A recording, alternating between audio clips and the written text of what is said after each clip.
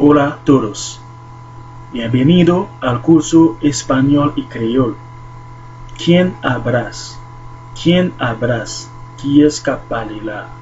Es por de primera vez. Es por de primera vez. C'est pour première fois. ¿De qué habrás? ¿De qué hablas? ¿De qui ça va parler? ¿Qué quieres de mí? ¿Qué quieres de mí? Qui ça a besoin de même? Pour moun kap suivre vidéo ça dans moment ça, m'a prié s'il vous plaît abonner à la chaîne là pour l'autre vidéo espagnol kap vini pour ka joindre yo. Et puis cliquer sur petit cloche pour tout ça kap sorti pour joindre. Que llevas para mí? Que llevas para mí? Qui sort porter pour moi? Qui sort porter pour moi? No fui yo. No fui yo. C'est pas moi. Está nevando. Está nevando. Neige a tombé. Neige a tombé. Fue un trabajo de un día. Fue un trabajo de un día. C'était un travail pour un seul jour.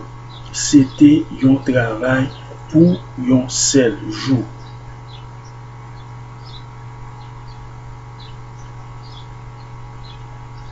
Abrázame, abrázame, embrassez, embrassez. No me toques, no me toques, pas toucher. Pas toucher. No digas eso. No digas eso. Pas di ça. Pas di ça. No lo hagas. No lo hagas. Pas faire ça. Pas faire ça.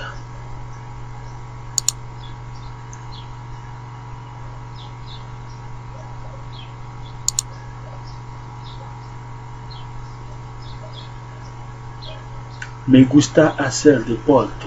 Me gusta hacer deporte. Moi j'aime faire sport. Moi j'aime faire sport. Es muy duro. Es muy duro.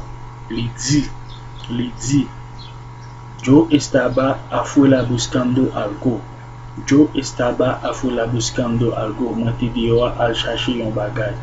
No juegues conmigo. No juegues conmigo. Pas jouer avec. Pas jouer avec. Voy a verte mañana. Voy a verte mañana. Ma vino demain. Voy a orar para ellos. Voy a orar para ellos. Me puedo prier pour yo. Me puedo prier pour yo. Te lo dije. Te lo dije. Moi te digo ça. Moi te digo ça. ¿Quién te dijo estoy aquí? ¿Quién te dijo estoy aquí? Qui est-ce qui dit moi là? Qui est-ce qui dit moi là? C'était un plaisir pour me partager ça avec nous. Nous-mêmes, nous étions pour nous-mêmes pour nous lire, pour nous besoin de pas oublier abonner à la chaîne là, et puis cliquer sur cette cloche là pour tout ça qui va venir pour nous joindre. Merci beaucoup pour tout le temps que tu as passé avec nous.